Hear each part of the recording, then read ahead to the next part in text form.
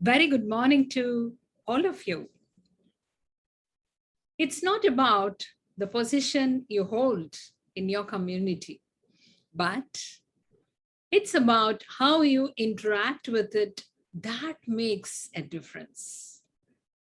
A true leader will find a way to get attention and trust, and in the end, the will to help from his community so that they will all end up better than they were.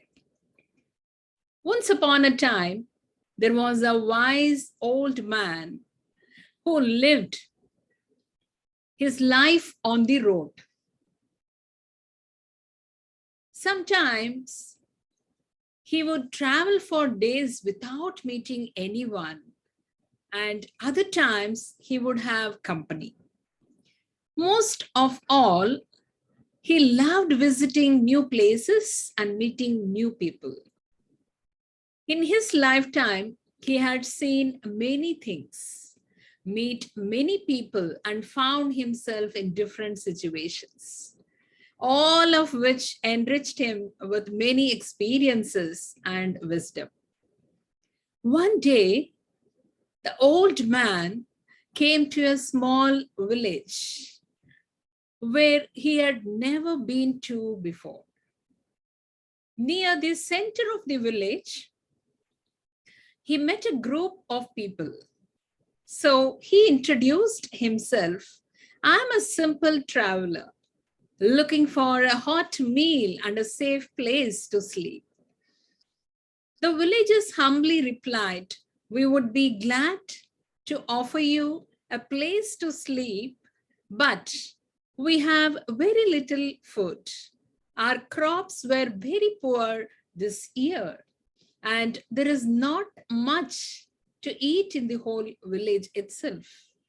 Most of us are just barely getting by with what we have for ourselves.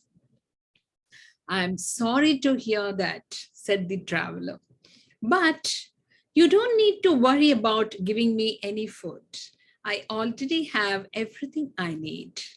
In fact, I was thinking of making some stone soup to share with you all.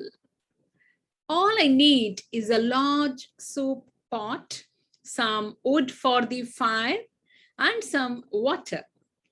Stone soup? What is that?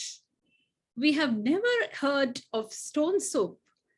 You can't cook stone and get soup, or can you? The villagers looked amazed at the old man. Oh, it's wonderful, said the old man. Best soup I have ever tasted. If you bring me a pot and some water, I will make some for all of us. And so these villagers rushed back to their homes. When they returned, one was carrying a large soup pot, another had wood for a fire, and others brought water. When the fire was going and the water had begun to boil, the old man took out a small silk pouch.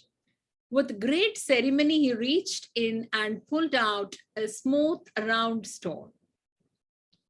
He carefully dropped the stone into the boiling water. The villagers watched eagerly as the old man began to slowly stir the pot, sniffing the aroma and licking his lips in anticipation. I do like a tasty stone soup, he said, but a stone soup with cabbage, that's something really special. I might be able to find a bit of cabbage, one of the villagers said, and off she went to her house, returning with a small cabbage she had stored away in her pantry. Wonderful, said the old man as he added the cabbage to the pot. This reminds me of the time I had stone soup with cabbage and a bit of salted beef. It was unbelievably good. After a moment of silence, the village butcher spoke up. I know where we can get a bit of salted beef. And off he went to his shop to get it. When he returned, the old man added the beef to the soup pot and continued to stir. After some time of stirring and cooking, the soup, everyone in the village could smell it. And when the old man saw how everyone could hardly wait to taste the soup, he calmly suggested, "Can you imagine what this soup would taste like if we had a bit of onion and perhaps a few potatoes and a carrot or two and some mushrooms? Oh, this would be a meal fit for royalty." And before he knew it, the soup pot was filled with all those ingredients to the brim with vegetables of all kinds. The villagers suddenly had so much food to share that it was more than enough. Carrots and potatoes, mushrooms and onions, turnips and green beans, beefs, beets, celery, they brought it all. Not only that, but the village baker came out with some fresh bread and butter. As the soup simmered slowly over the fire, the wonderful aroma began to waft over the villages. And they began to relax and talk together, sharing songs and stories and jokes. When the soup was finally done, the old man started pouring the soup into the bowls, and they all shared a delicious meal together. There was more than enough for everyone to eat their fill. Afterward, they all declared that it was the best soup they had ever tasted.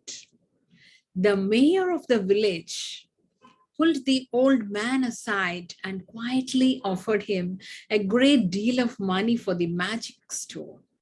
But the old man refused to sell it. He told the mayor that it was his responsibility to make the next soup without the stone with all the ingredients that they had today. And that he must find a way how to get the villagers to work together, to make it together like they did today. And if they would do so, then one day the old man would return and give them the special stone to make this stone soup again. After that, the old man went to sleep.